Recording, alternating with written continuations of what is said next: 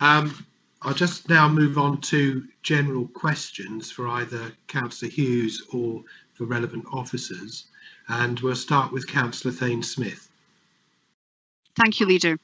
It's a point of clarification. On page 3, 1.15, it talks about a 5-year supply of deliverable sites, which we all know is the plan.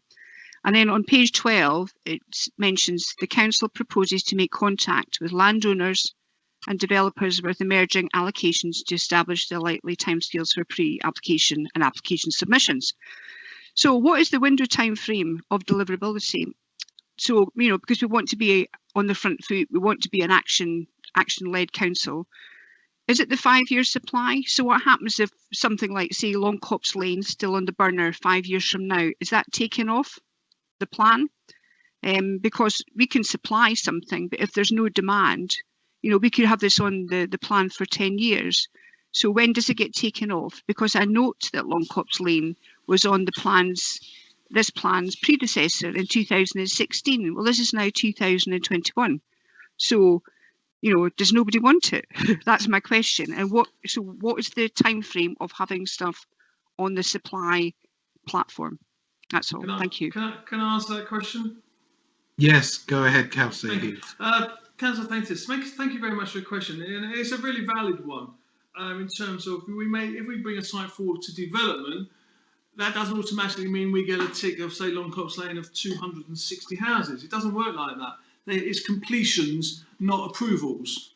Had we had approvals, we'd be perfectly fine. We've got about 1,700 approvals in the pipeline. They've just not been built out. So it's actual completions. So if you take a site like Longcops Lane, although we may give approval for 260 homes, it is recognised that they may not come forward for 2 years, and then the build-out phase of those properties could be, the average is about 60 per site per year. So if you take the MDA, which is to the west of Waterlooville, 2,600 homes, they reckon they've got another 10, 11 years worth of building to build out that site. So although we may have the approvals, the building out takes longer. So Longcops Lane, for example, could take 2 years to get approval, and it could take 5 years to build out. So therefore, what we have to calculate based on the numbers that we have today moving forward is an assessment of how many houses would be built out over that 5-year period. So if you were to look at the 5-year housing supply as currently calculated, we recognise that there are a number of properties, if Longcops Lane was approved, that would be built out after the current 5-year window. Does that help? Yes, I just wondered if in 5 years' time, if it's still on, is it a valid supply number? That's all. Well, that's a reasonable question. I've been a councillor. I'm in my 6 years as a councillor, and within weeks of becoming a councillor, I was made aware of the development of Campdown, which is in my ward and would have a significant housing delivery. 5 years later, the only thing that's happened on Campdown is the extent of the architectural ruins there, the Roman ruins, and 8 trees have been cut down. That's within 5 years. So that is the current plan in terms of identifying when we believe sites will be coming forward, but there's no guarantee of that. And of course, when we produced the plan 18 months ago, when we didn't need one, we had no intimation that nutrient neutrality was going to become an issue under the Dutch case, or that a COVID pandemic would result in the shutting down of the building industry. So there are factors that are beyond our control, and I think that's part of the frustration. It's not through the want of trying we're trying to bring properties forward. However, there are lots of other factors that play into that mix. If I can offer a follow-up to Councillor Hughes, Mr. Hayward, just in terms of the detail on 5-year supply, I'd also just highlight I've asked my colleagues Emma Chisnell and Jade Ellis to also support me in this meeting. So if there's any questions of significant detail, they can certainly provide an answer. In relation to the 2016 document that you identified, Councillor Thane-Smith, I think that may be the local plan housing statement, which sort of similar to a local plan, as Councillor Hughes said, identifying a site does not automatically result in a planning application being submitted. But what we do need to have to include any site that is allocated in our 5-year supply, it has to meet the NPPF test of deliverable. So we have to be reasonably certain that housing completions will take place on that site within a 5-year window. with sites such as Longcops Lane, we can be reasonably sure that that will take place on the basis that there is clear development interest. There has been a DCF, for example, on Longcops Lane, but nonetheless, for such a large and complex site, it's not saying that all of the development would take place within those 5 years, because, as Councillor Hughes said, there is only so many houses that will come onto the market in any 1 year, and we don't have a tool in our planning toolbox to force more homes onto the market. So there is only 70 from Longcops Lane identified in the 5-year supply. If ultimately the information on a site changes, if we know that a developer has walked away from a site, for example, we would have to push it back or take it out of the 5-year supply. Equally, we can get situations where a site comes forward sooner than expected and perhaps is either not in the 5-year supply or is phased further forwards, and we can bring that to the left, so to speak, in the housing trajectory, and we can sometimes get more out of that site within the 5-year period. Thank you, Mr. Hayward. Would any of your colleagues like to add to that? No, not at the moment. Councillor Rennie, you have a question. Yes, thank you, Leader. In Appendix 1 of the report, it talks about the housing delivery test and the results for 2021 are not yet published. Now, depending on what the results of that test are, obviously it depends where we fall on what action we need to take under the MPPF. Obviously, what we're deciding today is, I guess, stage 1, which would be the action plan if the housing delivery falls below 95%. Is there any danger in us falling into any of the other 2 categories, i.e. below 85% or below 75%? Mr. Hayward? In short, yes, there is that danger. The housing delivery test is calculated based on submissions from local authorities, which is equally based on completions sort of in the previous financial year. So we have a inclination, shall we say, on what the results are likely to be, and I think, you know, it's clear from the report there's been significant factors outside of our control that have affected housing delivery. So I think it would be fair to say that it will be a difficult few years in the years ahead with regards to housing delivery test results. I don't know whether any of my colleagues would wish to add anything further to that. Possibly not. Just to add a bit of context, our first housing delivery test result, which was published back in 2018 when it was first brought in, we had a very healthy result sitting at 147%. And last year, for 2019, we were down to 101%. The difference is because we are essentially coming out of transitional arrangements, which mean that our housing delivery is measured against the baseline household projections. We're now in a position where we are in 2 out of 3 years, we are measured against our minimum annual housing need, which is calculated by the government standard method. So the bar is sort of, I suppose, increasing. What the local plan will do is provide certainty by providing a consistent measurement of 504 dwellings per annum going forward. And just to provide a bit of context, previous years, for whatever reason, the results were delayed until February, and I understand that this year's are similarly delayed, and that's largely because I think MHCLG have some going back and forth to do with various authorities and agreeing figures, so hence the delay. Okay, thank you. Mr. Hayward, my take on this is essentially that it's actually not a negative situation, in the sense that the issues that we face are not issues of planning, they're issues of the environment and obviously the external economic factors brought by COVID and Brexit. So in that sense, it's not actually a negative picture, but we just have to sort of work on what we have and try and push through more development that we can in terms of working with developers. I would agree. In terms of putting together an action plan, a lot of the measures which are highlighted, we already do to a large extent. We need to double down and sort of reinforce, so to speak. I made a note of a number of things that Councillor Pike highlighted. A lot of them, to a certain extent, they sort of form our business as usual. We're doing them behind the scenes.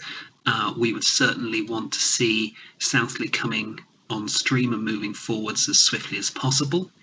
A site that size, a landowner is only going to wish to invest significantly in the site once they have that certainty of an allocation behind it. So it's incumbent on us to move our local plan forwards as swiftly as possible to provide that certainty, which would unlock the investment of sort of several £100,000, if not more, into an outline planning application. So there is, to a certain extent, an A leads to B leads to C element of this. I would also highlight that in terms of our regeneration strategy, we very much work hand in glove with our regeneration colleagues, and I think we would all wish to see the sites that are highlighted in that strategy coming forward as swiftly as possible. I'm sure we've all noted the positives with regards to Brockhampton West, obviously not a housing site, but is still the first sort of step along the road in terms of the implementation of that strategy. And indeed, actually, the capital receipt will help to further that. Yes. And Leader, if I may also offer a little bit more information, which may be beneficial to Cabinet members. The planning team are seeing unprecedented numbers of new application inquiries. Since July last year, they've been inundated with applications for development.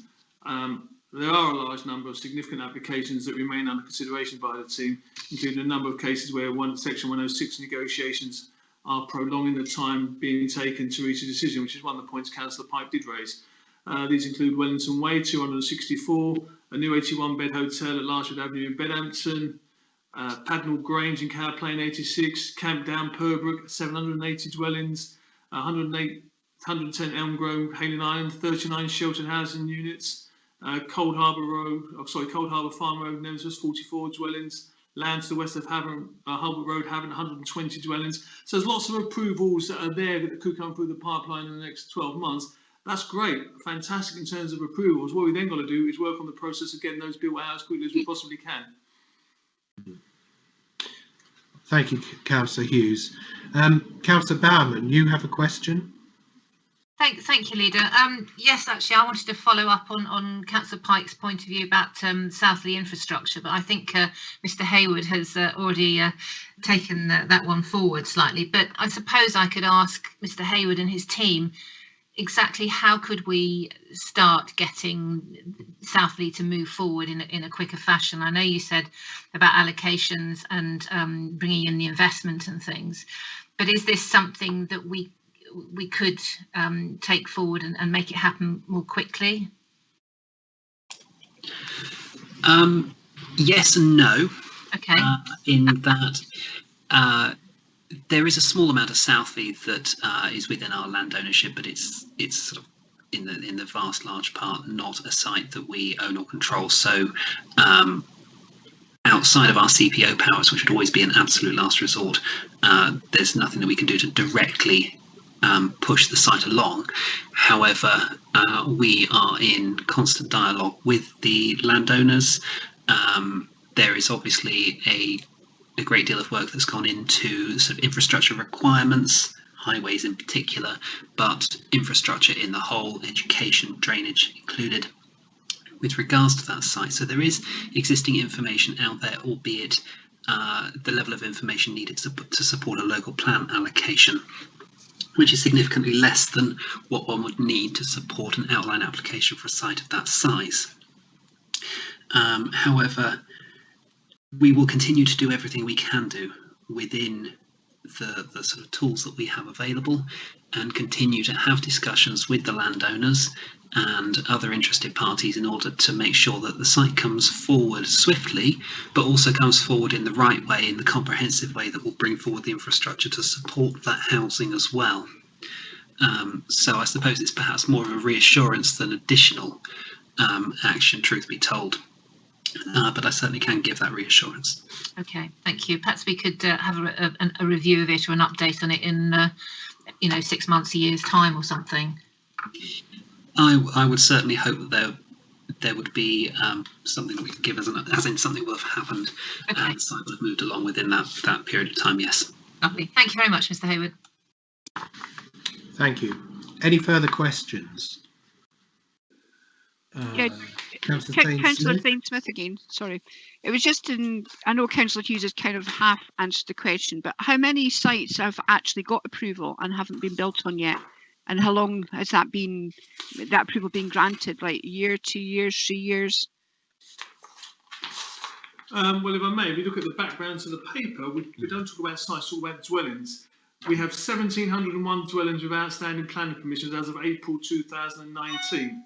Of those, only 260 dwellings, 16%, were completed during 2019-2020. Housing delivery has also been compounded by nutrient neutrality over the past 12 to 18 months, with an estimated 242 homes directly stalled and a further 409 significantly or principally backlogged by the issues as of February 2020. So there was the logjam, if you wish. Hopefully, as the building construction industry are not affected by the current lockdowns, they are allowed to continue the construction. Hopefully that those numbers will start to be built out. So it's not the fault of the local planning authority that is preventing approvals to stopping these sites being built out. Now, I'm aware of some sites, as Councillor Pike intimated, where progress is stalled because of conflicts between neighbouring authorities or different, sorry, I've got my word, considerations where they have to be agreed before commencement of construction, and those are being addressed on a case-by-case basis. So I think the answer is it's not necessarily development, it's the approvals. And if you've got a large development and you're only building out 60 a year, which seems to be the average, it could take 10 years to build out a very large development. If you've got a small development of say 20 houses, no reason why they can't be built out in 12 months. And I believe, if I'm correct, if you look at Saxon's Corner, which is off Salanger Avenue, I believe all those properties have been built out.